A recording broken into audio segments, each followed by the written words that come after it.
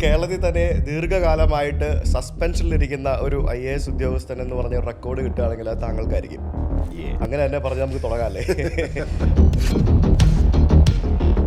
ഹൈറാർക്കിയെ ബഹുമാനിക്കാൻ പഠിക്കാത്തത് കൊണ്ടാണോ താങ്കളെ സസ്പെൻഡ് ചെയ്തത്? ഞാൻ ഹൈറാർക്കി ഓഫ് ലോ ആണ് അനുസരിക്കുക. പലതരം ഹൈറാർക്കി ഉണ്ടല്ലോ. ഹൈറാർക്കി ഓഫ് പീപ്പിൾ അല്ല. കാരണം ഇത് രാജഭരണമല്ല, ഇത് ജനാധിപത്യമാണ്. ജനാധിപത്യത്തിൽ ഹൈറാർക്കി ഓഫ് ലോ ആണ്.